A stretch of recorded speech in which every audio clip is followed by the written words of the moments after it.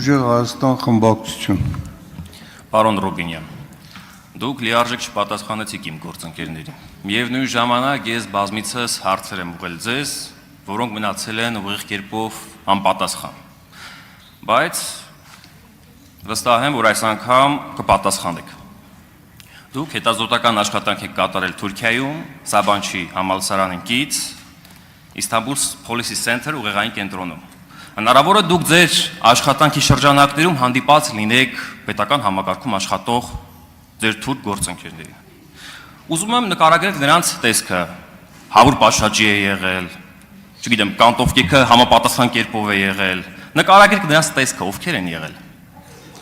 Շնորհակալություն, պարոն Մանուկյան, եթե սխալվում եմ, բայց մենք երբևիցե չենք հանդիպել եւ ես դժվար եմ պատկերացնում, որ դուք ինձ հարց տված լինեք այն պարզ բանից ելնելով, որ մենք չենք հանդիպել։ Ինչ վերաբերում է Թուրքիային, բայց ես կարծես թե չասացի, որ ես Թուրքիայի որևէ պետական աշխատողի հետ եմ հանդիպել Թուրքիայում հրանդինքի ծրագրի շրջանակներում ծրագրի մասնակցելիս, հետևաբար չեմ կարող ասել ինչ տեսք ունեին այն մարդիկ, ում ես չեմ հանդիպել։ Բայց օգտվելով առիթից ես եկեք բան անեմ, էլի, պարզացնեմ հարցը։ Այս ձեր հարցերի բանը տողատակը որն է, արդյոք ես Թուրքիայում, չգիտեմ, հանդիպել եմ Թուրքիայի հատուկ ծառայությունների ներկայացուցիչներին եւ արդյոք նրանք ինձ հավաքագրել են, ու հարցրեք, ասեք, արդյոք այդպես է, ես էլ ասեմ ոչ։ Հաջորդը, սիրելի գործընկերներ, նույն այս ձև 2021 թվականին, երբ որ ես ընտրվում էի փոխնախագահ ազգային ժողովի, մեր սիրելի գործընկերները այնտեղ նստած, այս նույն այս հարցերը տալիս են։ Մի քիչ, քանի որ Թուրքիայի թեմայից ենք խոսում, սա մի քիչ նմանվում է Քշի Թուրքիա անեկդոտին, էլի։ Գիտեք այդ անեկդոտը։ Վստահաբար գիտեք։ Հիմա ես այդ հարցը մի 100 անգամ երևի պարզաբանել եմ, բայց լավ, մի չեմ զլանա, մի անգամ էլ կպարզաբանեմ։ Հրանտ դինքի հիմնադրամ կա, այդ հիմնադրամը ինչ է։ Այդ հիմնադրամը ղեկավարում է Հրանտ դինքի դուստրը, ազգությամբ հայ, Հրանտ դինքն էլ ազգությամբ հայ, Թուրքիայում ապրող հայ, այսինքն այնտեղ Մալացիայում էր կարծեմ ծնվել եւ ապրում էր Ստամբուլում, լրագրող, հայտնի լրագրող, որի սպանեց թուրք ազգայնականը 2007, եթե չեմ սխալվում, 6 կամ 7 թվականներին։ Հիմա իր անվան հիմնադրամ կա, ղեկավարում է իր դուստրը։ Այդ հիմնադրամի շրջանակներում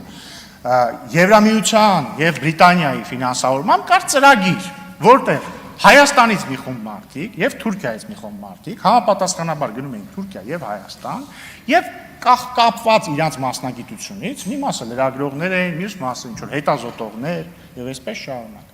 Որոշ մի քանի ամիս անցկացնում են մյուս երկրի գործընկեր կազմակերպություններում։ Հիմա ես բնականին լրագրողն եմ, իմ այդ մարդը, որ այն ժամանակ Ազատություն ռադիոկայանի լրագրողն էր։ Ինքը CNN-ում էր այնտեղի 5 ամիս անցկացրել։ Ես հետաքրքրված եմ գիտական գործունեությամբ, պլյուս ես միջազգային հարաբերությունների ֆակուլտետում սովորել եմ այստեղ Երևանում։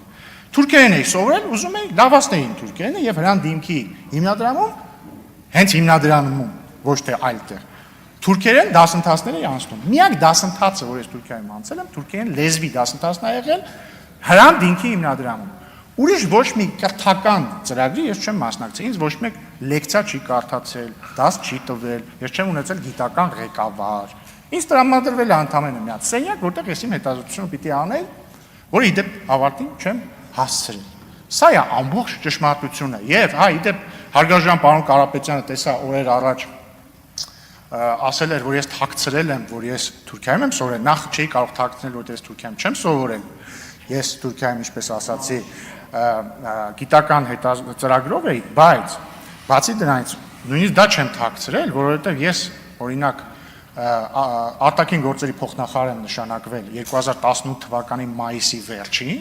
եւ 2018 թվականի հունիսի սկզբին իմ առաջին հարցազրույցում փոխնախարար նշանակվելուց հետո Mediamax, կարող եք Google-ում փնտրել Ռուբեն Ռուբինյան Mediamax, ասել եմ, որ ես Ստամբուլում էի Հրանտ դինքի ծրագրի շրջանակներում։ Դրանից հետո ստեղ էս ամբիոնից 2021 թվականին փոխնախագահ ընտրվելուց են պատասխանել հարգարժան Հայաստան խմբակցության գործընկերներին, Տիկին Խամոյանի հետ հանրահայտ զրույց ունեցանք եւ այսպես շարունակ։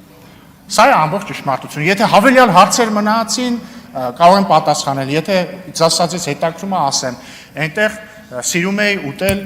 բան, քեբաբ, Ադանա քեբաբ, շատ համով է, Իսկանդեր, Եթե սա ձեզ հետաքրքիր է, էլի, համով բաներ։ Այնտեղ հաճախ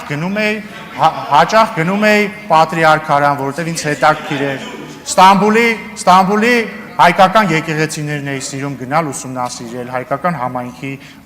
ներկայացուցիչներին, որ հանդիպում էի, սիրով շփվում էի, այսպես շարունակ։ Շնորհակալություն։ Արձագանք ունեք, չունեք։ Ուղղակի զարմանալի է, որ ձեր ասած մարդկանց, նույնիսկ այն լրագրողը, որը ձեր հետ եղել է, Սերդար Քլեչը նրան չի շնորհավորել, նույնիսկ առաջինը։ Պարոն Մանուկյան, ճիշտ ասած, էլի չեմ հասկանում ձեր հարցի տրամաբանությունը։ Ես եղել եմ Հայաստան-Թուրքիա կարգավորման գործընթացում Հայաստանի հատուկ ներկայացուցիչը։ Հատուկ ներկայացուցիչ լինելը եւ ընդհանրապես դիվանագիտությունը ենթադրում է ունենալ նորմալ հարաբերություններ քո դիմացինի հետ, հատկապես եթե քո առաքելությունն է դիմացինի ներկայացրած երկրի հետ հարաբերությունների կարգավորումը։ Եվ ես ուրախ եմ եւ հպարտ եմ, որ կարողացել եմ իմ գործընկերոջ հետ այնպիսի հարաբերություններ ստեղծել, որ ինքը ինձ շնորհավորի։ Ընդհանրապես ես այդ օրը շնորհավորանքներ եմ ստացել ոչ միայն Թուրքիայի հատուկ ներկայացուցիչից, այլ ինձ այդ թվում ոչ հրապարակային գրել են տարբեր տեղերից։ Օրինակ այդ թվում Ռուսաստանի Դաշնությունից, այդ թվում ինձ շնորհավորել է Եվրոպայի խորհրդի գլխավոր քարտուղարը, հուսով եմ դեմ չի լինի, որ ասեմ։ Եվ այսպես շարունակ այլ գործընկերներ։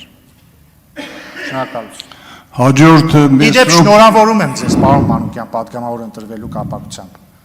Շնորհավորում եմ ձեզ։ Տեսեք ինչ հետաքրքիր բան է ստացվում։ Սերդար Քլեչը ինձ է շնորհավորել, ես ձեզ եմ շնորհավորում։ Քաշվակ։ Հաջորդը Մեսրոպ Մանուկյան,